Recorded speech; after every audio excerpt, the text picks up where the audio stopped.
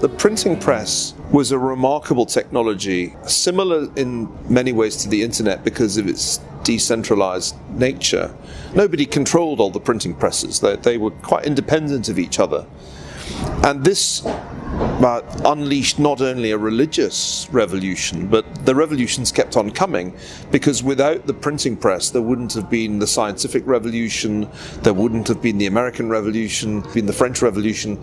The disruptions that we can attribute to the internet in the realm of politics, I think, predate 2016.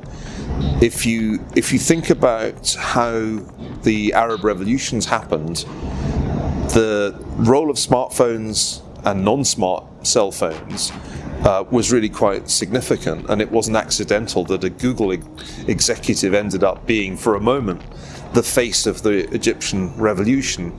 So I think we've already seen quite a lot of disruption, and in the Muslim world, it's very reminiscent of what happened in the 16th and 17th century in the realm of Christianity, because you have these deep divisions, all kinds of extreme sects forming and using the internet to propagate their ideas.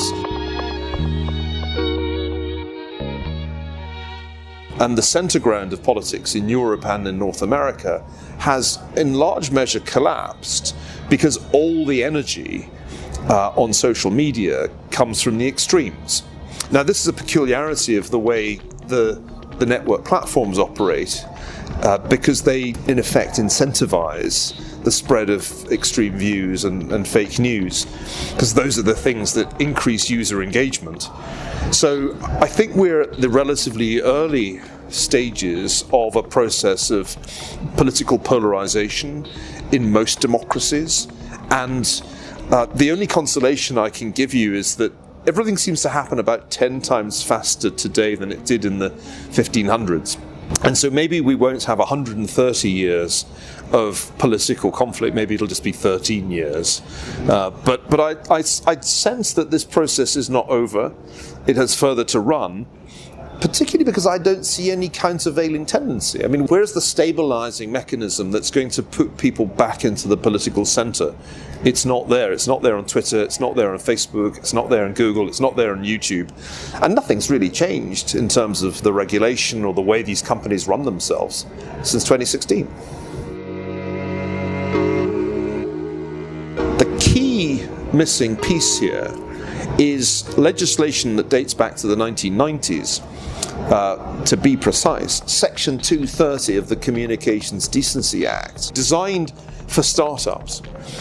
That's the key, because that's the thing that gives Mark Zuckerberg and his counterparts at the other big tech companies a kind of catch-22 argument. If they do something, if something bad appears on the platform and a harm arises from that, they say, oh, well, we're just a technology platform, we're not responsible for the content, sorry. But if they then take content down and people accuse them of censorship, they say, well, we're just a corporation, there's no First Amendment rule that applies to us. I think you need to create a kind of First Amendment for the internet. At least in the United States, free speech should not be something that is policed by Mark Zuckerberg and his counterparts at Twitter and Google, which is currently the situation. I mean, they basically decide on the basis of user agreements what you can and cannot say.